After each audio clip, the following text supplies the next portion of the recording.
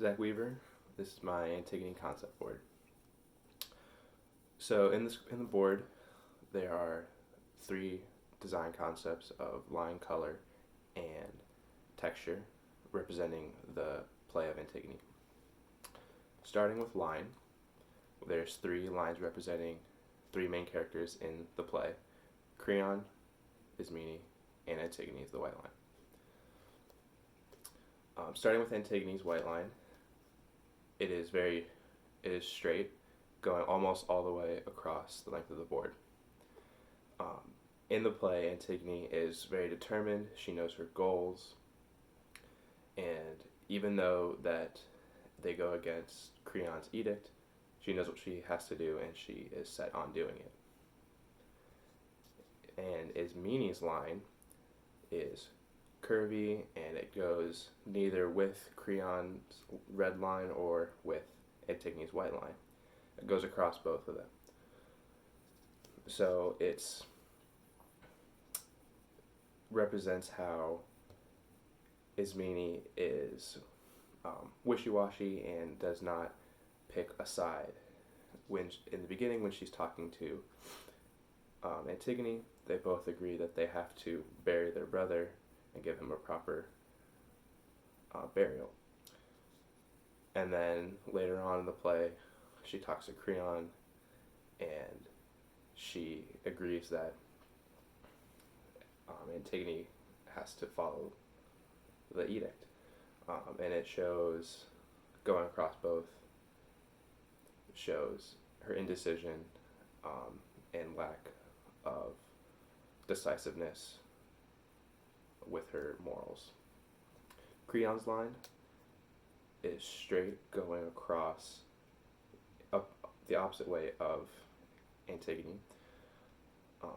This shows his opposition to her throughout most of the play. His edict goes directly against what Antigone is trying to accomplish. And then at the end, it curves back towards Antigone. This represents how at the end he changed his mindset to free Antigone from her prison, but it was too late before she died. Moving on to texture. Antigone's line is very straight, no curves, no edges, because she is a black and white decisive person. She knows what has to be done. And this line, the straightness, represents those characteristics, whereas Creon's line is jagged and rough.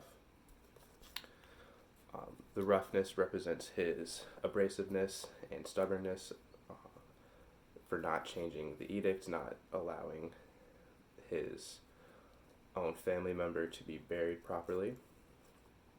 And Ismene's line is curvy, which represents her flowiness, her indecisiveness between her decisions, her agreement with Creon versus Antigone. Finally, the colors. Black in the background represents all of the death that was throughout the whole play. The people in the war, the brothers, Antigone and Ismene's brothers, who both died, and later on Antigone and Haman, her fiance. And Ismene's yellow represents her